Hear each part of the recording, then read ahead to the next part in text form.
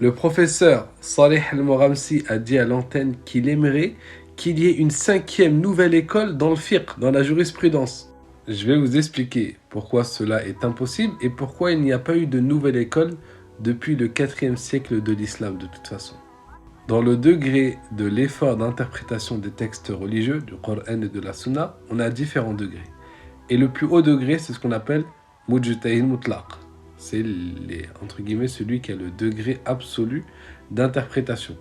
Ce qui est voulu par cela, c'est que c'est un savant qui a réuni certaines conditions qui sont très hautes, qui vont lui permettre de pouvoir définir une méthodologie bien précise pour pouvoir analyser les textes.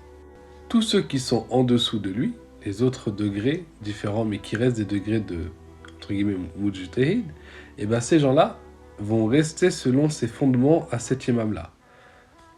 Donc bref, en islam, depuis le 4e siècle, personne n'a prétendu l'être, si ce n'est l'imam al-Suyuti, mais il est revenu sur sa parole une fois qu'il a été confronté aux savants. Voyons ensemble quelques conditions qui ont été citées par les savants.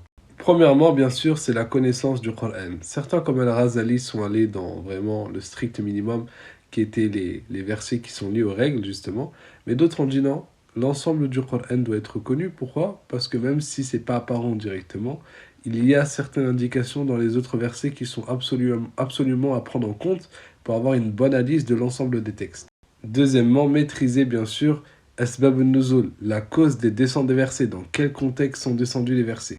Maîtriser al-Nasir ou al-Mansour. Il faut maîtriser aussi l'abrogant et l'abrogé, des versets qui ont été abrogés afin de ne pas se tromper sur la bonne compréhension des textes.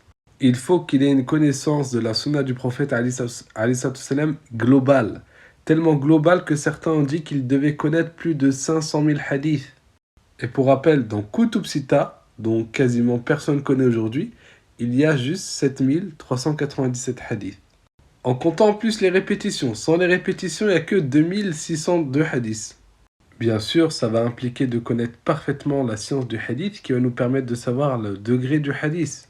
Puis comme pour le Coran, il devra aussi parfaitement maîtriser l'abrogeant et l'abrogé de la science, de la sunna du prophète alayhi salam. Et bien sûr, il faut qu'il maîtrise la langue arabe, parce que c'est avec cette langue qu'il va comprendre le Coran et la sunna. Et c'est pas un petit niveau qui est demandé. Certains ont dit que c'est le niveau de Sibawayh.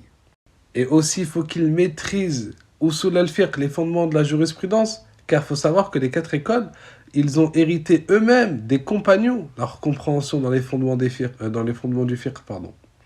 Tout ça pour dire qu'il faut être réaliste. Alhamdulillah, on a les 4 écoles, ça nous suffit largement, car on n'a pas de toute façon le niveau pour une 5e école.